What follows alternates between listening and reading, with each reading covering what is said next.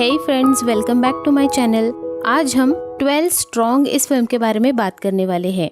ये फिल्म 2018 में रिलीज हुई थी और IMDb पर इस फिल्म की रेटिंग है 6.6। तो देखते हैं इस फिल्म की कहानी क्या है। ये कहानी उन 12 अमेरिकन सैनिकों की है जिन्होंने अपनी जांबाजी से हजारों तालिबानियों को धूल चटा दी थी और जीत भी हासिल की थी। अपने देश में हुए हमले और लोगों की मौत का बदला भी लिया था। फिल्म के शुरुआत में ही हमें कुछ हमले दिखाए जाते हैं जो कि अलग अलग टाइम पर अमेरिका में हुए थे। इन सब के पीछे एक ही नाम आता है और वो है ओसामा बिन लादेन का। और फिर यहाँ पे हमारी मुलाकात होती है फिल्म के मेन कैरेक्टर से, मतलब हमारे हीरो से, और उसका नाम है कैप्टन मिच। कैप्टन अभी अभी अपने नए घर में शिफ्ट हुआ है और अपनी वाइफ जेन के साथ और अपनी छोटी बेटी के साथ बहुत खुशनुमा माहौल में रह रहा है। लेकिन आज के दिन अमेरिका में कुछ बहुत ही ज्यादा बुरा घटने वाला है। और फिर कैप्टन की बेटी उसे एक न्यूज दिखाती है। ये एक ऐसी न्यूज होती है जिसे देखकर पूरा अमेरिका हिल चुका था और इसमें 10,000 लोग मारे जा चुके थे। अब ये न्यूज देखकर कैप्टन फॉरेन आर्मी हेडक्वार्टर पहुंच जाता है, जहां उसके आर्मी चीफ उसे देखकर कहते हैं कि तुम क्यों आए हो, तुम तो छुट्टी पर थे ना। तो कैप्टन कहता है कि मुझे अपने लोगों का बदला लेना है, जिसने भी ये किया है वो उसे छोड़ेगा नहीं। और अब चीफ ऑफिसर कैप्टन से कहते हैं कि तुमने कहा था कि तुम अब ग्राउंड में काम करना छोड़ देने वाले हो और सिर्फ डेस्क वर्क ही करने वाले हो। और कैप्टन अपने चीफ ऑफिसर से कहता है कि ऐसा नहीं है, मेरी टीम को मेरी जरूरत है। इसके बाद कैप्टन टेबल पर रखे हुए कुछ पेपर्स को चेक करता है और चीफ ऑफिसर को पूछता है कि क्या इस हमले की जिम्मेदारी तालिबान ने ली है। तो इसके बाद चीफ ऑफिसर कहते हैं कि नहीं, ये हमला अल-कायदा ने किया है। दरअसल अल-कायदा को ओसामा बिन लादेन फंड करता है। यहाँ पर कैप्टन कहता है कि वो अफगानिस्तान में जाएगा अपनी टीम के साथ और जिसने भी ये किया है उससे बदला लेगा। लेकिन उसका चीफ ऑफिसर गुस्से में उसको ऐसा कुछ भी करने से मना कर देता है, क्योंकि उसने खुद ही डेस्क वर्क चुना था और सभी सैनिकों को ट्रेनिंग ग्राउंड से फॉरेन आर्मी हेडक्वार्टर बुला लिया जाता है ताकि वो इन सभी मिशन को अंजाम दे सके और जिन्होंने भी ये हमला किया है उनको ढूंढ कर मार सके। और यहाँ पर ये न्यूज देखकर सभी सैनिक बहुत ही ज्यादा गुस्से में होते हैं। अब इसके बाद कैप्टन अपनी कैबिन में जाता है, जहाँ पर वो गुस्से में अपने डेस्क को लात मारता है, जिससे कि वो डेस्क टूट जाता है। फिर अगले सीन में हम एक दूसरा ऑफिसर को देखते हैं जिसका नाम होता है स्पेंसर, जिनकी रिटायरमेंट काफी नजदीक आ चुकी होती है। वो अपने सीनियर के रूम में जाते हैं और वहाँ अपने रिटायरमेंट पेपर को फाड़ देते हैं। वो बोलते हैं कि अगर कैप्टन उनके साथ मिशन पर नहीं गया तो वो भी नहीं जाएंगे। और फिर इसके बाद उनका चीफ ऑफिसर मान जाता है। और फिर अफगानिस्तान जाने से पहले सारे के सारे सैनिक अपनी अपनी फैमिली के साथ कुछ अच्छे पल बिताते हैं और फिर ये सभी लोग अपने अपने परिवार से अलविदा लेते हैं और अफगानिस्तान के लिए निकल जाते हैं। उसके बाद कैप्टन की टीम अफगानिस्तान पहुंच जाती है, लेकिन अफगानिस्तान में इनको इनके टारगेट पे पहुंचने से पहले अफगान बॉर्डर के 92 मील दूर इनका K2 बेस है। तो पूरी टीम K2 बेस पर लैंड होती है और वहां पर पहुंचकर कैप्टन और स्पेंसर की मुलाकात कर्नल मलहॉलैंड से होती है, जो कि कैप्टन का वहाँ पे इंटरव्यू लेना शुरू कर देते हैं। वो उसे बोलते हैं कि तुम इससे पहले कभी कोई ऐसे कॉम्बैट मिशन पर गए हो, तुम्हें मैं हजारों तालिबानियों के बीच में क्यों भेजूं? तब कैप्टन उनको जवाब में कहते हैं कि हमारे देश के ऊपर जो भी अटैक हुआ है, ऐसा अटैक पूरी दुनिया में अभी तक किसी के भी ऊपर नहीं हुआ है और US आर्मी जो एयर स्ट्राइक करने वाली है उसका भी तो एक्सपीरियंस हमारी पूरी आर्मी में किसी को भी नहीं है। तो ये जवाब सुनकर कर्नल हॉलैंड थोड़ा इम्प्रेस हो जाते हैं और फिर वो उसे जानकारी देना शुरू कर देते हैं। वो बताते हैं कि तालिबान और अल-कायदा की फंडिंग ओसामा बिन लादेन देता है और उन लोगों को वो सब कुछ प्रोवाइड करता है जो कि हमारे पास है, जो कि सारे हथियार है, टैंक्स है, मिसाइल्स है। अब यहाँ पर कैप्टन के अंदर काफी गुस्सा भरा हुआ है, क्योंकि बेवजह उसके देश के हजारों बेकसूर लोगों को मारा गया था।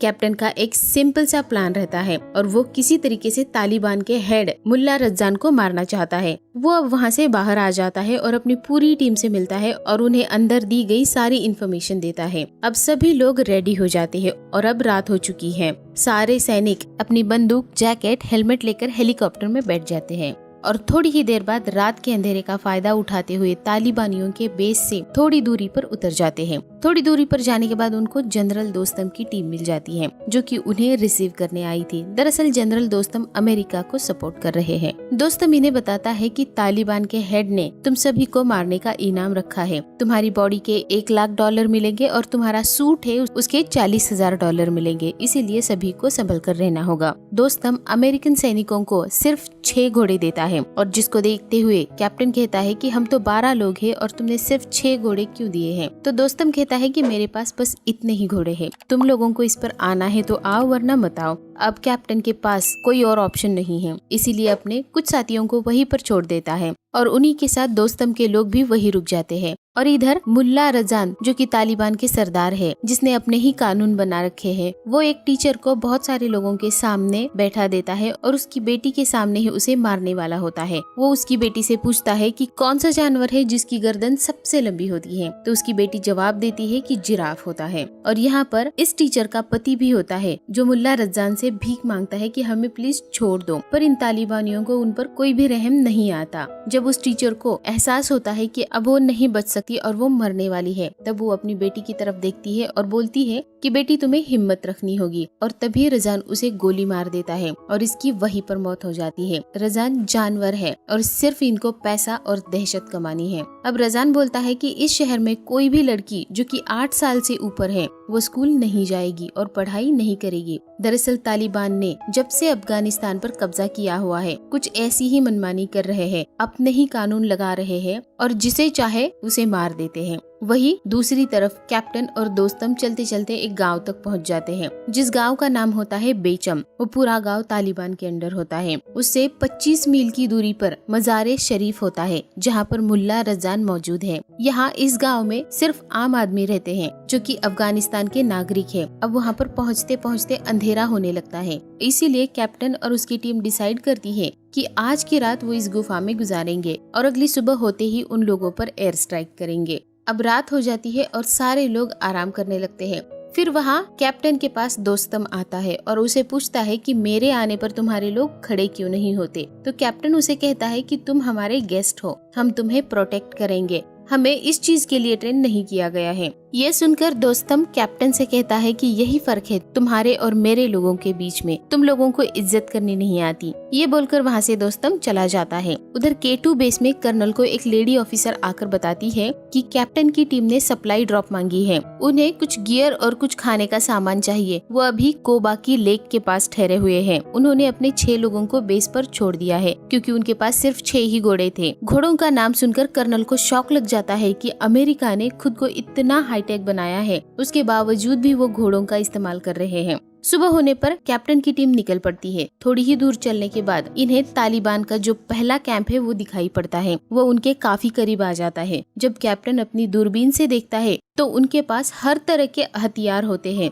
वो काफी सारी तादाद में भी होते हैं। और ये देखकर कैप्टन दोस्तम से कहता है कि मुझे इनके थोड़े पास जाना होगा ताकि मैं फाइटर प्लेन को उनकी सही लोकेशन बता सकूं। लेकिन दोस्तम कहता है कि तुम्हें वहां जाने की कोई भी जरूरत नहीं है, मैं तुम्हें सही लोकेशन, सही कोऑर्डिनेट्स बता देता हूँ। तो कैप्टन दोस्तम पर भरोसा कर लेता है और उसके दिए हुए कोऑर्डिनेट्स फाइटर प्लेन को भेज देता है। और थोड़ी ही देर बाद वो प्लेन से वहाँ पर बम गिराना शुरू कर देते हैं। बम गिराते ही दोस्तम के साथी काफी खुश हो जाते हैं, जैसे कि उन्होंने पहली बार बम गिरते हुए देखे हो। लेकिन कैप्टन देखता है कि बम गलत लोकेशन पर गिर रहे हैं और वहाँ से दुश्मन भाग रहे हैं, इसीलिए वो घोड़ा लेकर उनके और करीब जाता है और सही कोऑर्डिनेट्स भेजने लगता है। लेकिन तभी उन पर फायरिंग शुरू हो जाती है और इसी बीच एयर स्ट्राइक होने लग जाती है, जिससे कि तालिबान के सारे ठिकाने तबाह होने लगते हैं। दोस्तम कहता है कि अब हम कल हमला करेंगे, आज के लिए बस इतना ही काफी है। कैप्टन को कुछ समझ नहीं आता कि उसने ऐसा क्यों किया, फिर भी वहाँ से वो चले जाते हैं। और उसके बाद यहाँ पर हम एयर ड्रॉप्स को देखते हैं जो कि कैप्टन ने अपने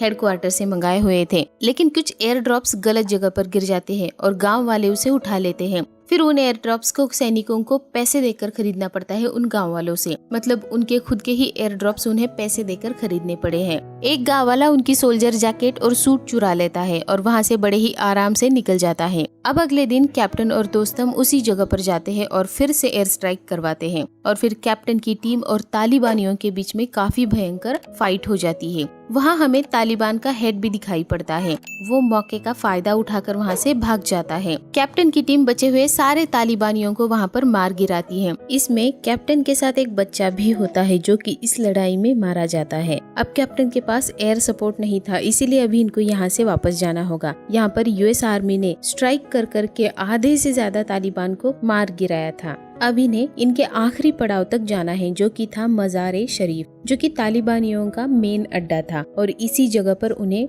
मुल्ला रजान मिलेगा, जो कि तालिबानियों का हेड है। वो लोग आगे बढ़ते हैं और अपने खाने के लिए कुछ शिप्स भी खरीद लेते हैं और इसी जगह पर थोड़ा आराम भी करते हैं। अब कैप्टन दोस्तम से बात करने जाता है और उसे बताता है कि अमेरिकन आर्मी ने हमारी तरफ से एक और टीम भेजी है, QDA 555, जिससे अफगानिस्तान के एक लीडर मोहम्मद के साथ वो मज़ार-ए शरीफ के दूसरी साइड से अटैक करेंगे और उसके बाद वो दोनों तरफ से घिर जाएंगे। लेकिन ये बात सुनकर दोस्तम एकदम से गुस्सा हो जाता है, क्योंकि मोहम्मद उसका पॉलिटिकल विरोधी होता है और वो बिल्कुल भी नहीं चाहता कि अमेरिका उसके विरोधी के साथ काम करे। वो कहता है कि अगर US की टीम मोहम्मद के साथ गई तो वो US और कैप्टन का साथ छोड़ देगा, और दोस्तम ऐसा ही करता है। दोस्तम कैप्टन का साथ छोड़कर अपने आदमियों के साथ चला जाता है।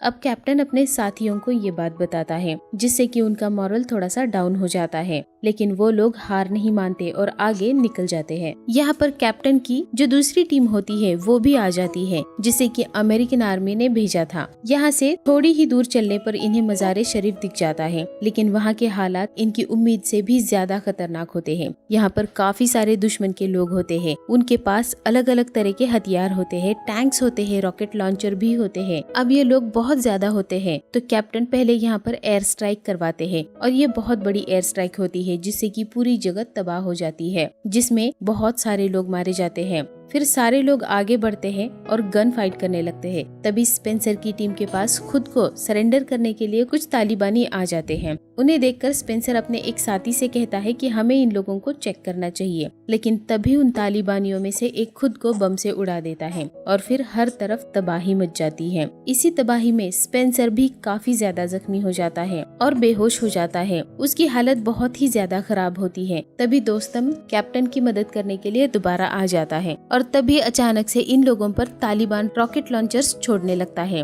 वो पहाड़ों पर रॉकेट लॉन्चर मार रहा था, जिससे कि सभी आदमी यहाँ पर जख्मी हो रहे थे। हर तरफ हड़कंप मच रहा था और इसी बीच मुल्ला रजान अपने छुपे हुए ठिकाने से बाहर निकलता है और मशीन गन से गोलियां दागनी शुरू कर देता है। ये गोलियां दोस्तम के साथियों पर आकर लगने लग जाती है, जिससे कि वो भागना शुरू कर देते हैं। तभी दोबारा से एयर स्ट्राइक होने लगती है और इसके बाद पूरी तरीके से शांति हो जाती है। ये शांति वही होती है जो कि मौत के पहले होती है। और फिर कैप्टन अपने साथियों के साथ घोड़ों पर उस वॉर में घुस जाता है। यहाँ पर घोड़े से गन चलाई जा रही है। अब यहाँ पर बहुत सारे तालिबानियों को ये मार गिराते हैं, लेकिन इसी बीच इनके जो भी साथी होते हैं मिसाइल की वजह से मारे जाते हैं और एक मिसाइल आकर कैप्टन के पास गिर जाती है, जिससे वो भी जख्मी हो जाता है। लेकिन वो दोबारा उठ जाता है और सबसे कहता है कि MI-15 लॉन्चर है और इसे लोड होने में 2 से 3 मिनट का वक्त लगेगा। इससे पहले कि इसमें सारी मिसाइल्स लोड करे, हमें उसके अंदर घुसना होगा और इन सभी को उसे चलाने से रोकना होगा, नहीं तो हम सभी लोग यहाँ पर मारे जाएंगे। फिर दोस्तम अपने साथियों के साथ और कैप्टन अपने साथियों के साथ घुस जाता है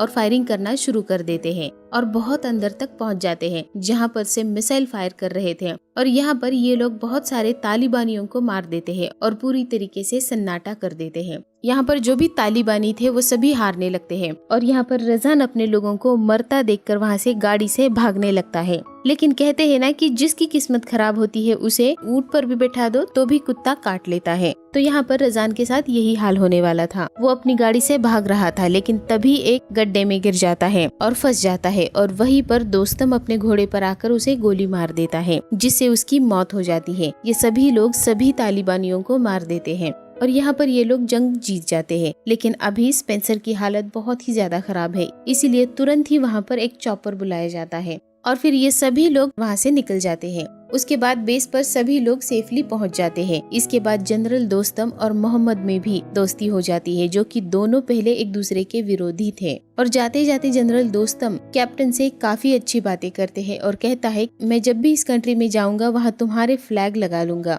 इसके जवाब में कैप्टन कहता है कि ये तुम्हारा देश है, तुम अपना झंडा यहाँ पर लगाना। और फिर सारे सैनिक वापस अमेरिका आ जाते हैं और वो भी सही सलामत और जिंदा। इस वॉर के बाद US आर्मी ने जनरल दोस्तम को अफगानिस्तान का वाइस प्रेसिडेंट बना दिया था। और सबसे अच्छी बात ये है कि ये फिल्म एक सच्ची घटना पर आधारित है। जो कि अमेरिका में हुए कुछ हमलों के बाद की है। इन सोल्जर्स की याद में अमेरिका में हॉर्स सोल्जर्स की भी मूर्ति लगाई गई है, जो कि इनकी बहादुरी को दर्शाती है। और फिल्म के आखिर में हमें 12 सोल्जर की असली तस्वीर दिखाई जाती है और ये कहानी यहीं पर खत्म हो जाती है। आपको ये मूवी कैसी लगी मुझे कमेंट करके जरूर बताइए। वीडियो को लाइक करिए, चैनल को सब्सक्राइब करिए और अपने दोस्तों के साथ शेयर भी करिए। And finally thanks for watching. Bye bye.